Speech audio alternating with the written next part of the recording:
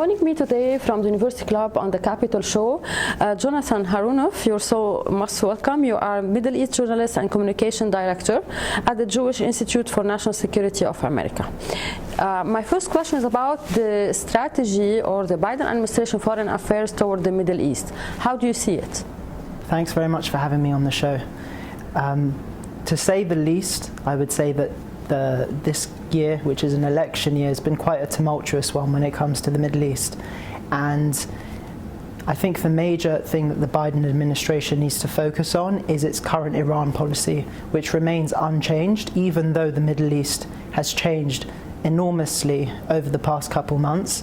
The Iran policy remains unchanged, and that's definitely going to have to be a focus for the Biden administration, especially since the Islamic Republic of Iran has been proven to have been behind so many of the attacks, whether it's October the 7th carried out by Hamas, whether it's funding and supporting Hezbollah, whether it's the Houthi attacks in the Red Sea.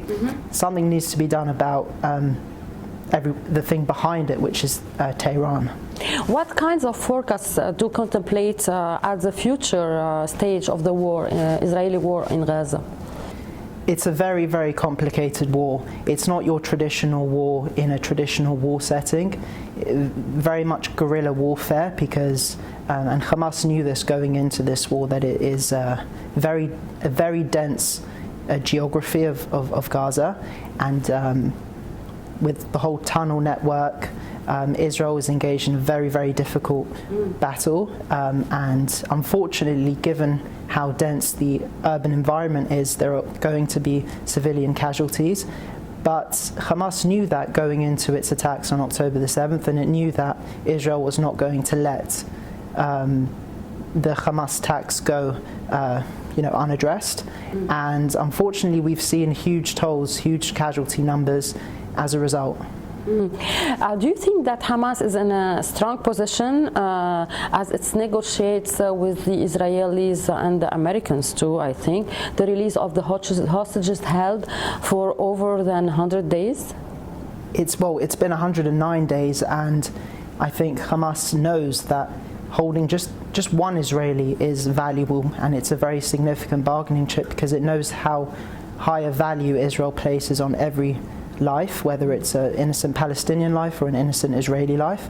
So the fact that it has 136 lives that we know of alive to negotiate with gives it tremendous bargaining power. And as we saw earlier today, Hamas had rejected a 2-month ceasefire deal offered by Israel, and it's likely that it did that because it understands that Israel, internally, there are huge calls by the hostages' families and by other people to bring an end to this war, just because of the toll it's taking. And also in the international community, there's a lot of call for a cessation of hostilities.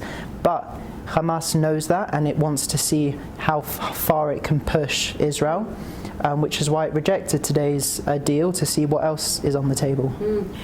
What do you think about Hamas asking to stay in power as a condition to release hostages? It's not a feasible or reasonable request, because we've seen Hamas's genocidal intentions are no secret.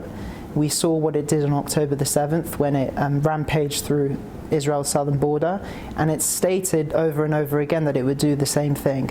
And if we want sustained peace in the region between Israel and the Palestinians and the broader region, Hamas cannot stay in power. That would be a recipe for just continued carnage. What do you think about the Saudi stance regarding the war in Gaza and the two-state solution? Well, Saudi Arabia is in a very interesting position. We saw it may have even been a cause of an accelerant to October the 7th. We saw that there were calls that there had been momentum towards an Israeli-Saudi normalization agreement right before October the 7th, and then October the 7th happened. There was a pause of that. But Saudi Arabia is in a very interesting position, because on the one hand it knows that it's in its national interest to have regional broad peace with Israel, but on the other hand it also expresses a sympathy towards Palestinians.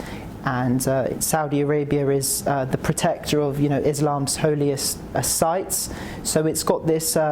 It can't be seen to have neglected the Palestinian cause. So it's got to maintain a middle ground in order to reach broader peace.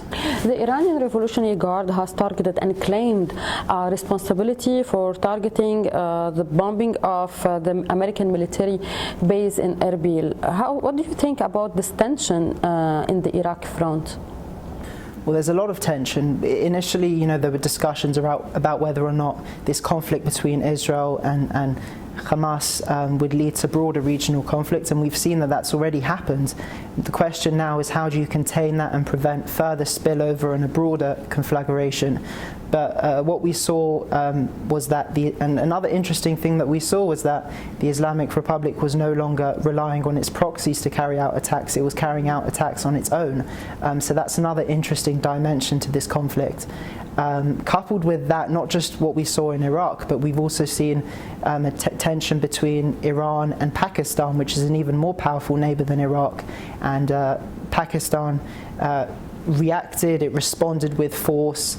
Pakistan, of course, having nuclear arms of its own. And maybe that's a sign that strategic coordinated attacks can be carried out on Iran and can serve as a deterrent, and perhaps there could be a coalition of regional forces that could be put together to stop Iran from carrying out further chaos in the region. What is your reaction on the accusation held by South Africa toward Israel as a genocide act by what's happening now in Gaza? I think it's a preposterous claim, because Israel did not initiate this war. There had been peace on October the 6th, October the 5th, and the only entity here that is genocidal in its core, in its foundation, is Hamas, that stormed these kibbutzim, stormed this concert of peace, and massacred people indiscriminately. To say that Israel is unfortunately, it's no secret that so many Palestinian civilians and Israelis have died in the wake of this conflict. But Israel didn't initiate this war. But the reaction was so tough. From who? From Israel toward the civilians in Gaza. The reaction. Can we define that as a genocide act?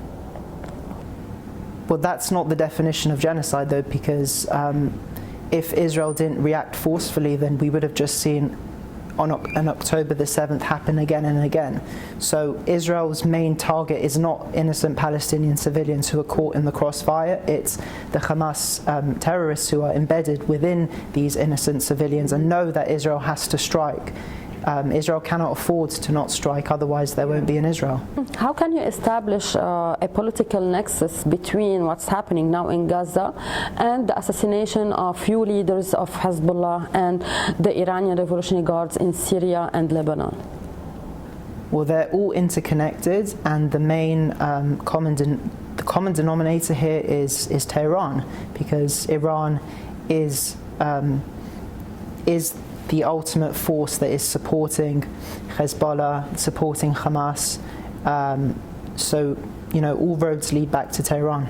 Another question, or we need recommendation of how to defeat the Houthis. Is putting the Houthis on FTO list is a solution? How America and Britain has to safeguard the navigation in the Red Sea? Two questions. Designating the Houthis as a terrorist organization is a starting point, but I don't think it's the end point, and it clearly hasn't shown to have been enough of a deterrent. Sure, the US and the US and the UK can initiate these strikes on strategic Houthi targets, but it also hasn't seemed to have been enough of a deterrent. In order to prevent, Houthis from continuing to destabilize global shipping, commercial shipping, leading even to global inflation, something needs to be done about the forces, the governments that are supporting the Houthis. The Houthis on their own aren't going to destabilize an entire region, but with enough backing from the Islamic Republic and its proxy network, it can certainly lead to chaos, and that's where we should be focusing more. You wrote an article, wake up call for the world, diaspora Iranians stand by Israel after attacks. What was your point of view in this op-ed? It was an article I had written, a feature article I had written about 2 weeks after October the 7th. And it was looking at this unlikely alliance that has been developing, that we've seen between Iranians in the diaspora and Israelis, and also supporters of Israel. And there's a very interesting connection because they both have very similar interests. On the one hand, Iranians in the diaspora, nobody knows more about the destructive behavior of Iranians in the diaspora more more destructive behavior of the Islamic Republic more than Iranians in the diaspora. That's why there had been all these huge protests at the end of 2022 with the death of Mahsa Amini and the Women Life Freedom protests. They know very well the sort of destabilizing, destructive force that the Islamic Republic can be and has been for well over 40 years. And the same with Israel as well. They know that behind, the Islamic Republic is funding and supporting and training Hamas. And that's why there's a lot of shared interest between them, because they share a common enemy. Jonathan Harounoff, thank you so much for being with us. Thank you for coming to my show. It was a pleasure to meet you. Thank you so much. Thank you. Hey, Maria Malouf here. Please click to like and subscribe to Maria Malouf TV YouTube page and catch our hottest interviews and most compelling analysis. You will not get it anywhere else.